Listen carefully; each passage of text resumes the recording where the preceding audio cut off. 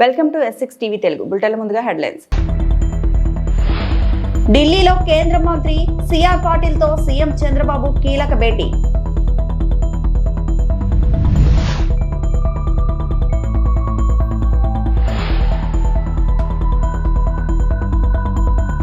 జనసేన ఎమ్మెల్యేలతో పవన్ కళ్యాణ్ 1-to-1 సమావేశాలు.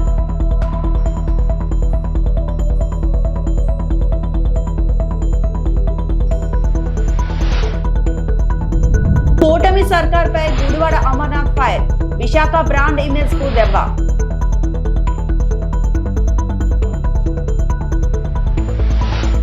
Parliament శీతాకాల సమావేశాలు శుక్రవారంతో ముగిశాయి. డిసెంబర్ 1న ప్రారంభమైన సమావేశాలు డిసెంబర్ 19తో ముగిశాయి. 19 రోజుల పాటు జరిగిన సమావేశాలు ఆందోళనలు, నిరసనలతో ముగిశాయి. ఇక చివరిలో జీరామ్జీ బిల్లు తీవ్ర దుమారం రేపింది. బిల్లుకు వ్యతిరేకంగా విపక్ష సభ్యులంతా ఆందోళన చేపట్టారు. మొత్తానికి నిరసనల మధ్య బిల్లు ఆమోదం పొందింది. ఇదిలా ఉంటే శుక్రవారం పార్లమెంట్ సమావేశాలు ముగిశాయి. అయితే సమావేశాల ముగింపులో సంప్రదాయం ప్రకారం ప్రధాని టీ పార్టీ ఏర్పాటు చేస్తున్నారు. దీంతో సభ్యులందరికీ ప్రధాని మోడీ టీ పార్టీ ఏర్పాటు చేశారు. ఈ కార్యక్రమానికి కాంగ్రెస్ అగ్రనేత వయనాడ్ ఎంపీ ప్రియాంక గాంధీ, సుప్రియా సూలే తదితర అధికార ప్రతిపక్ష సభ్యులంతా పాల్గొన్నారు.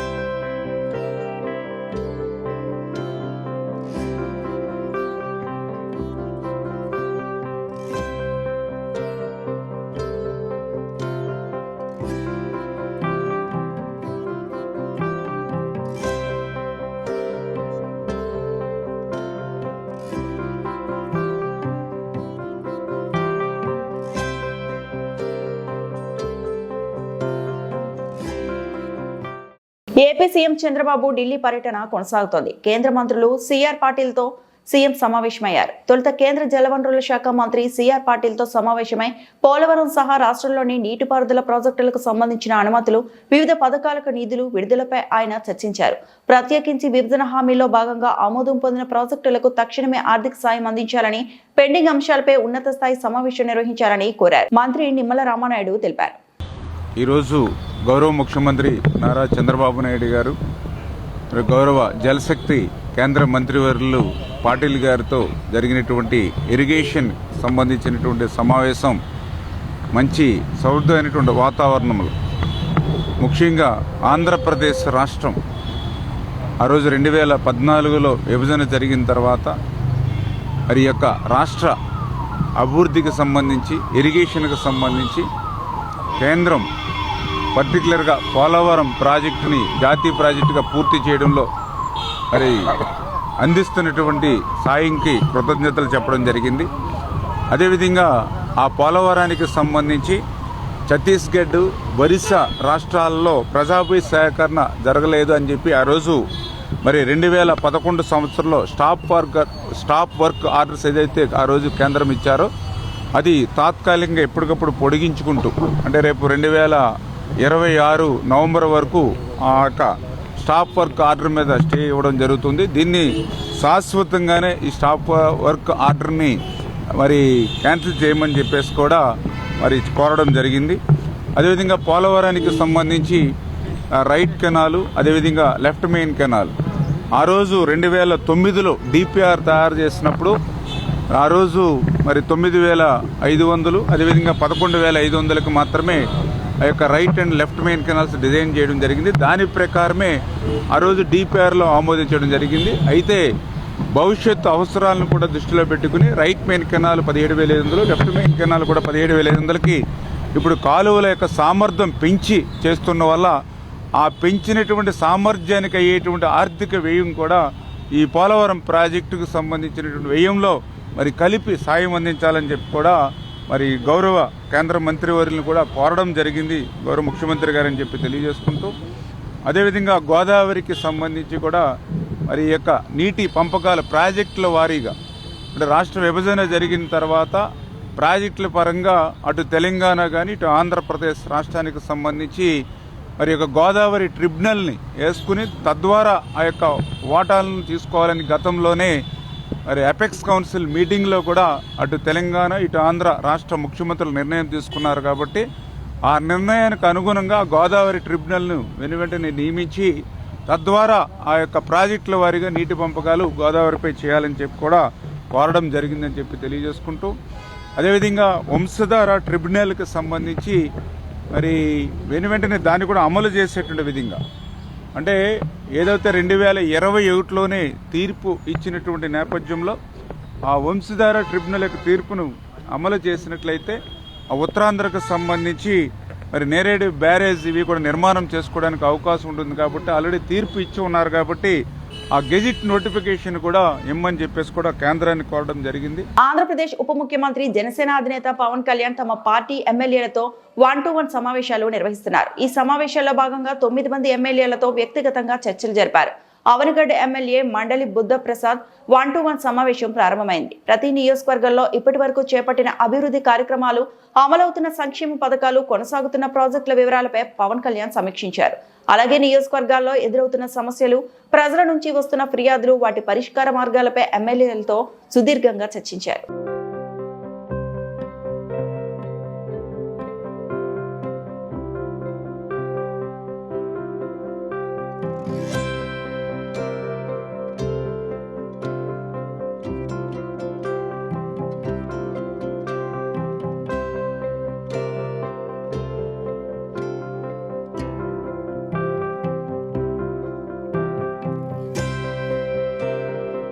కృష్ణా జిల్లా మచిలీపట్నం జనం గడ్డి పెట్టిన పులివెందుల ఎమ్మెల్యే జగన్ కు బుద్ధి రాలేదని రాష్ట్ర ఎక్సైజ్ గనులు భూగర్భ శాఖ మంత్రి కొల్లు రవీంద్ర ఎద్దేవా చేశారు.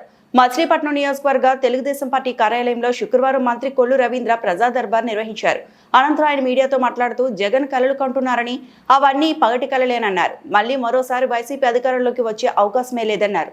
జగన్ బెదిరింపులకు పాల్పడుతున్నారని, ప్రజలు గడ్డి పెట్టినా జగన్ కు బుద్ధి మారలేదని విషయం ఆయన మాటల్లోనే స్పష్టమవుతుందన్నారు. ఈ తరహా మాటలు జగన్ తగ్గించుకోకపోతే తగిన బుద్ధి చెబుతామని మంత్రి కొల్లు రవీంద్ర గట్టిగా హెచ్చరించారు. గత 5 సంవత్సరాలు చూసాం జగన్మోహన్ రెడ్డి ప్రభుత్వంలో. కనీసం సమస్య చెప్పుకోవాలన్నా కూడా నాయకులు ఎవరు కూడా అందుబాటులో ఉండేవాళ్ళు కాదు. వచ్చి మాట్లాడితే వాళ్ళ మీద ఎదురు కేసులు పెట్టడం, దౌర్జన్యాలు చేయటం, దాడులు చేయటం. అది ఆనాటి ప్రభుత్వం, జగన్మోహన్ రెడ్డి ప్రభుత్వం.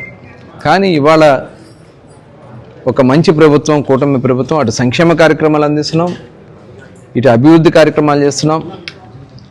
గౌరవ ముఖ్యమంత్రి గారు నిన్న కూడా ప్రభుత్వం వచ్చిన తర్వాత మేము పాలసీస్ తీసుకున్నాం. దానివల్ల ఎలాంటి ఇండస్ట్రీస్ ఇవాళ ఎంప్లాయ్మెంట్ రావడానికి 20 లక్షల మంది ఉద్యోగాల కల్పనే లక్ష్యంగా ప్రభుత్వం పనిచేస్తున్నాం. ఆ 20 లక్షల మంది ఎంప్లాయ్మెంట్ని క్రియేట్ చేయడం కోసం, ఇన్వెస్ట్మెంట్స్ని ఆహ్వానించడం కోసం, ఇన్వెస్ట్మెంట్ని పెద్ద ఎత్తున రావడం కోసం 20 పాలసీస్ తీసుకున్నాం. అలాగే కొన్ని అమెండ్మెంట్స్ కూడా చేస్తాం. దాని ద్వారా ఇవాళ దగ్గర మొన్న విశాఖపట్నంలో సబ్మిట్ చేసి 14 లక్షల కోట్ల రూపాయలు ఇన్వెస్ట్మెంట్స్ వచ్చినాయి. అవన్నీ కూడా గ్రౌండ్ చేయడానికి జిల్లాల వారీగా నిన్న కలెక్టర్ల సమావేశంలో కలెక్టర్లందరినీ కూడా ఆదేశించడం కూడా జరిగింది. అక్కడ సమస్యలన్నీ కూడా ప్రజాప్రతినిధులు, కలెక్టర్లు, ఇన్ఛార్జి మంత్రులు, స్థానిక శాసనసభ్యులు అందరం కలిసి ప్రతి జిల్లాని అభివృద్ధి పదంలో నడపడానికి తీసుకోవాల్సిన కార్యాచరణను తయారు చేసుకుని ముందుకెళ్తున్నాం. అందుకనే స్పీడ్ ఆఫ్ డూయింగ్ బిజినెస్ దాని దగ్గర నుంచి ఈరోజు స్పీడ్ ఆఫ్ గవర్నెన్స్కి సంబంధించి గవర్నెన్స్లో కూడా మనం ఇమ్మీడియట్గా వాళ్ళకి జవాబుదారీగా ఉండాలనేది గవర్నెన్స్లో కూడా వాళ్ళ ఫిర్యాదులు కానీ ఏమన్నా కూడా ఫాస్ట్గా తీసుకోవడానికి నిన్న ఈ కార్యక్రమాన్ని కూడా తీసుకోవడం కూడా జరుగుతుంది. ప్రతి ఒక్కరు కూడా ప్రజలు మనం కూడా ఆలోచించాలి. ఇవాళ ఒక అసమర్థ నాయకుడు జగన్మోహన్ రెడ్డి పరిపాలనలో 5 సంవత్సరాలు మనం ఎలా నష్టపోయాం. ఇవాళ ఈ సంవత్సరన్నర కాలంలో ఎలాంటి కార్యక్రమాలు ఇవాళ రాష్ట్రంలో జరుగుతున్నాయి. ఇవాళ సీసీ రోడ్ల దగ్గర నుంచి డ్రైనేజీల దగ్గర నుంచి ఏ రకంగా చేయాలి. మరి అటు చంద్రబాబు నాయుడు గారు ఈరోజు కూడా ఢిల్లీకి వెళ్ళి మంత్రులతో కలిసి ఈ రాష్ట్రానికి కావాల్సినటువంటి వాటి మీద మంత్రులతో చర్చిస్తున్నారు.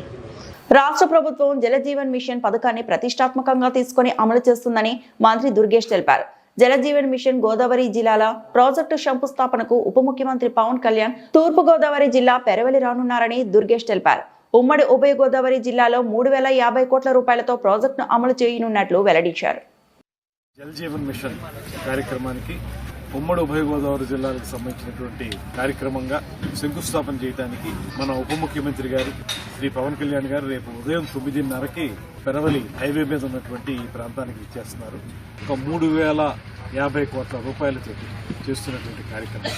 మనందరికీ తెలుసు జలజీవన్ మిషన్ అనేది 2019-24 మధ్యలోనే పూర్తవలసినటువంటి కార్యక్రమం. ఆ రోజు ఉన్నటువంటి ప్రభుత్వం ఋతుమంతరంగా కొన్ని పైప్ లైన్లు ఏర్పాటు చేసి ప్రజలకి శుద్ధి చేసినటువంటి తాగునీరు ఇచ్చేటువంటి విషయంలో పూర్తిగా దాన్ని పక్కన పెట్టేసి ఆ నిధుల్ని వేరే ప్రాంతాలకి వేరే కార్యక్రమాలకి వాళ్ళ సొంత అవసరాలకి మళ్లించినటువంటి సందర్భాన్ని మనం చూసాం. అయితే ఈ కూటమి ప్రభుత్వం వచ్చిన తర్వాత ఈ జలజీవన్ మిషన్ కి ఏ బ్యాంక్ అయితే ఏషియా బ్యాంక్ సపోర్ట్ చేస్తుందో వారు మనల్ని అడిగారు. ముఖ్యమంత్రి చంద్రబాబు నాయుడు గారు, ఉప ముఖ్యమంత్రి పవన్ కళ్యాణ్ గారు ఇద్దరు కూడా జలజీవన్ మిషన్ ద్వారా ఈ కార్యక్రమాన్ని పూర్తి చేసి పోర్టబుల్ వాటర్ని ప్రజలందరికీ కూడా తాగునీరుగా ఇచ్చేదానికి ఈ ప్రభుత్వం చిత్తశుద్ధితో కృషి చేస్తున్నారు.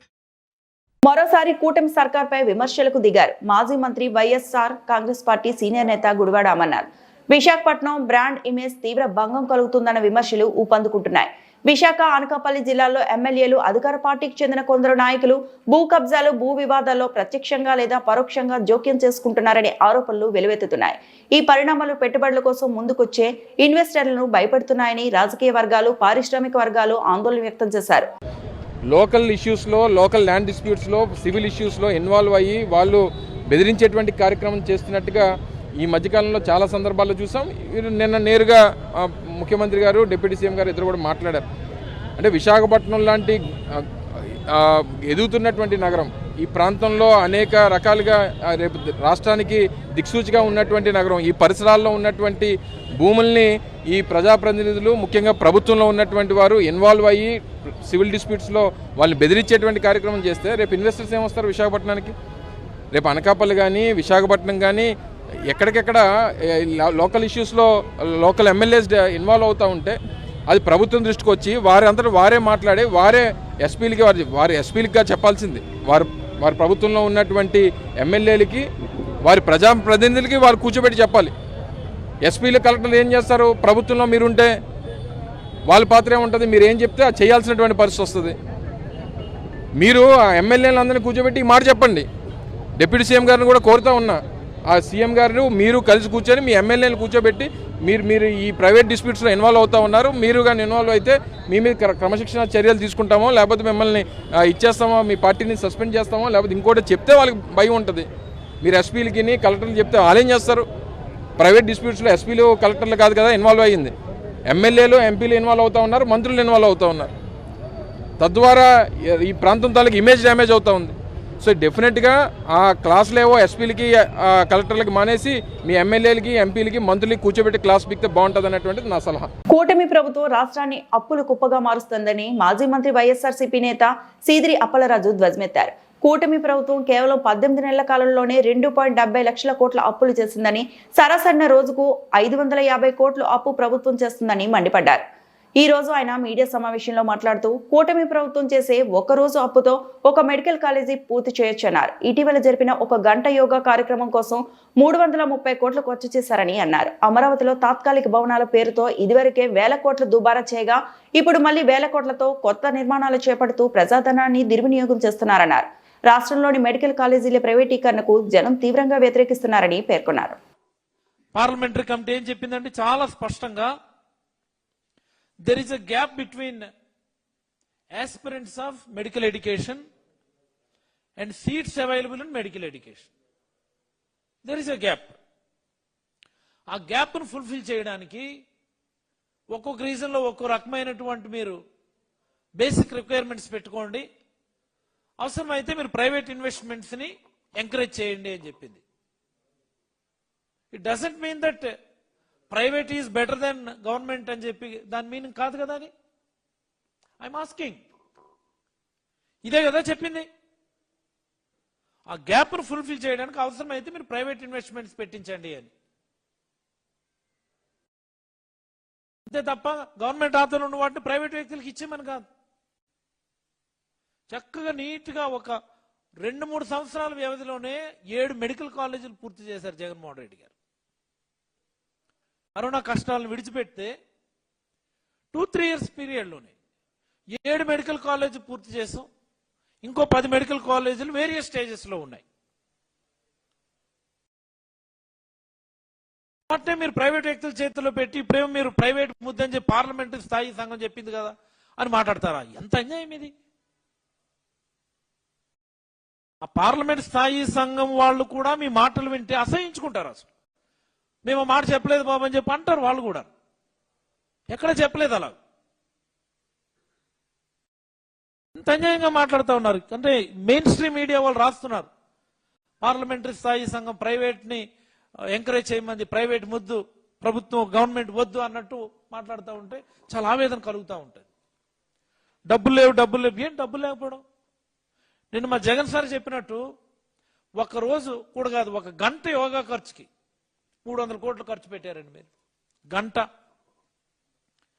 అమరావతిలో నీళ్లు తోడే ప్రాజెక్టు, ఒక ప్రాజెక్ట్ అని చెప్పుకోవాలి మనం. అమరావతిలో నీళ్లు తోడే ప్రాజెక్టు సంవత్సరానికి ఒక 400 కోట్లు మీరు దాన్ని ఖర్చు పెడతా ఉన్నారు. ముళ్ళకంపలు కొట్టే ప్రాజెక్టు, అదో ప్రాజెక్ట్. అది అమరావతిలో ముళ్ళకంపలు కొట్టే ప్రాజెక్టు, దానికి 100 కోట్లు ఖర్చు పెడతా ఉన్నారు. మొన్న ఈ సీడ్ యాక్సిస్ రోడ్ నుంచి హైవే కనెక్టింగ్ 3 కిలోమీటర్ల రోడ్. అది road worth total 3 kilometres length. 540 కోట్లకు టెండర్ పిలిచారంటే కిలోమీటర్ 180 కోట్లు. వీటన్నిటికీ డబ్బులు ఉన్నాయా? అదేదో బ్రిడ్జ్ అన్నారు, 2 కిలోమీటర్ బ్రిడ్జ్కి ఏమో 1250 కోట్లు అన్నారు. మరి ఈ డబ్బులన్నీ ఎక్కడి నుంచి వస్తున్నాయి? వీటన్నిటికి మీకు డబ్బులు వస్తున్నాయి. 18 నెలల కాలంలో 2,70,000 కోట్లు అప్పు చేశారు మీరు. ఈ 18 నెలల కాలంలో 2,70,000 కోట్లు అప్పు చేశారు అక్షరాల. అంటే ఒక రోజుకి 505 కోట్లు. ఒక్క రోజుకి రాష్ట్రం చేస్తున్నటువంటి అప్పు రాష్ట్ర ప్రజలందరూ ఇది గమనించాలా. ఈ రాష్ట్రంలో ఉన్నటువంటి విద్యావంతులు, మేధావులు, ఉద్యోగార్థులు, యువకులు, మహిళలు 50 మంది కూడా గమనించాలా. ఒక రోజుకి రాష్ట్ర ప్రభుత్వం 505 కోట్లు అప్పు చేస్తుంది. ఒక రోజుకి. ఒక రోజు అప్పు ఒక మెడికల్ కాలేజ్ పూర్తవుతుంది. Please mark my word. ఒక రోజుకి రాష్ట్ర ప్రభుత్వం చేస్తున్నటువంటి అప్పుతో ఒక మెడికల్ కాలేజ్ పూర్తవుతుంది. ఇంకా మీరు ఎన్ని కలబోలు మాటలు చెప్తా ఉంటారు. మీరు మా దగ్గర డబ్బులు లేవు, మీరేమో 1 రూపాయి అప్పు చేయనక్కర్లేదు. ఆల్రెడీ అన్ని కూడా ఫైనాన్షియల్ టైప్స్ పూర్తయినటువంటి ఇన్స్టిట్యూషన్స్ అవి. సెంట్రల్ సెక్టర్ స్కీమ్లోను, నాబార్డ్లోను కొన్ని ఆల్రెడీ పూర్తయినవి, special assistance from government of ఇండియాతో పూర్తి చేసినవి. మీరేం కొత్తగా అప్పులు చేయక్కర్లేదు దానికి సంబంధించి. ఆల్రెడీ అన్ని మన బడ్జెట్లో పొందుపరిచినవే. మీరు డబ్బులు తీసుకొని కట్టడమే. కేవలం జగన్మోహన్ రెడ్డి గారికి పేరు వస్తుందని, ఆ హ్యుమాంగ స్ట్రక్చర్స్ చూస్తే జగన్మోహన్ రెడ్డి గారి ఫేస్ కనిపిస్తుందని, మీరు జగన్మోహన్ రెడ్డి గారి ఇమేజ్ ప్రజలకి కనిపించకూడదని చేస్తున్నటువంటి కుట్ర తప్ప మరొకటి కాదు. మీకు నిజంగా చిత్తశుద్ధి లేదు. మీకు కృష్ణా జిల్లా మచిలీపట్నం పొట్లపాలెం గ్రామంలో రైతులు నిరసన. రైతు భరోసా కేంద్రం వద్ద బైఠాయించిన గ్రామ రైతులు. 3 నెలల క్రితం గ్రామ రైతుల కేంద్రంలో 750 బస్తాల వేరుశనగ విత్తనాలు వచ్చిన రైతులకు ఇప్పటి వరకు అందజేయలేదంటూ గ్రామస్తులు నిరసన తెలియజేశారు. రైతు ఈ క్రాప్ యాప్ పనిచేయడం లేదంటూ అధికారులు తాత్సరం చేస్తున్నారంటున్న రైతులు. తన గ్రామానికి చెందిన వేరుశనగ విత్తనాలు అడ్డదారిన వేరే ప్రాంతానికి తరలిస్తున్న కర్ణాటక లారీని అడ్డుకున్న గ్రామస్తులు.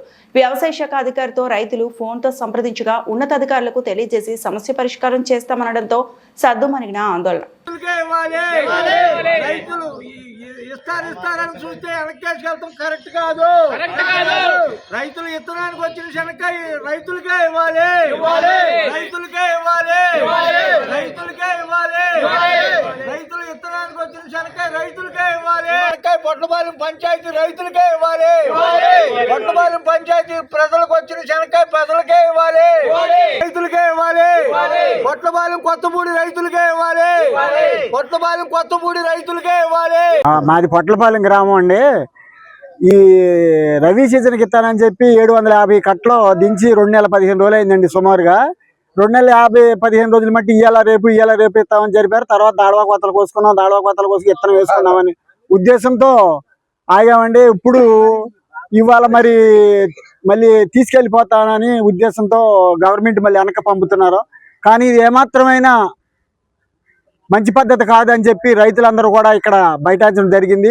కనుక దాన్ని ఉద్దేశించి ప్రభుత్వం వారు తక్షణమే దాన్ని కఠిన చర్య తీసుకుని ఈ రైతులకి ఇస్తారని చెప్పి మేము మనం చేస్తున్నాం. కానీ రైతులకి ఇవ్వకుండా తీసుకెళ్తాం మాత్రం అది చాలా దుర్మార్గం అని చెప్పి మేము కోరుతున్నాం. నా పేరు బోయిన నాగబాబు, మాది పొట్లపాలెం గ్రామం.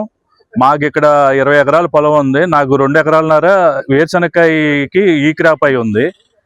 నాకు శనక్కాయ పోయిన సంవత్సరం శనక్కాయ నాకు రెండు టిక్కీలు మాత్రం ఇచ్చారు. 30 కేజీలు 2 టిక్కీలు మాత్రం ఇచ్చారు. ఇప్పుడు రైతు నాకు పోయింది కదా మాకు ఇవ్వాలి కదా అని అడుగుతుంటే కాదండి, యాప్ పని చేయట్లేదు, మీ గవర్నమెంట్కి వెళ్ళిపోతుంది అంటున్నారు. ఇది సెంట్రల్ గవర్నమెంట్ నుంచి వచ్చింది శనక్కాయ మా రైతులకి అందరికీ ఇచ్చి ఇక్కడ ఉన్న రైతులకి అందరికీ ఇక్కడ మా ఊరికి వచ్చిన ఈ ఏరుశనక్కాయ విత్తనాన్ని మా ఊర్లోనే పంచాలని మేము మనస్ఫూర్తిగా కోరుకుని మా రైతు పక్షాన అందరి తరపున నేను మాట్లాడుతున్నానండి. కారణం తెలియదండి, మాకు తెలియదు. యాప్ పని చేయట్లేదు అంటున్నారు. అది మరి ఈ క్రాప్ చేసిన తర్వాత మా యాప్లు తెలియదండి. అది అప్పటి నుంచి 3 నెలల నుంచి యాప్ పని చేయట్లేదు అని చెప్తున్నారండి. ముందేమో కోతలు అయిన తర్వాత ఇస్తా ఉన్నారు, తర్వాత యాప్ పని చేయట్లేదు అని చెప్తున్నారు. చెప్పట్లేదండి, వెనక్కి వెళ్ళిపోతుంది అంతేనండి. అది మా తీసుకెళ్లిపోతున్నారు కాబట్టి మా ఊరికి వచ్చిన ఏరుశనగని మా ఊర్లోనే మా రైతులకి తెలవదండి, ఎక్కడ పంపిస్తున్నారో తెలియదు. బండి ఎప్పుడు వచ్చింది? మార్నింగ్ వచ్చిందండి, తెల్లవారుజామున 4 గంటలకు వచ్చిందండి. ఈ వార్తలు ఇంతటితో సమాప్తం.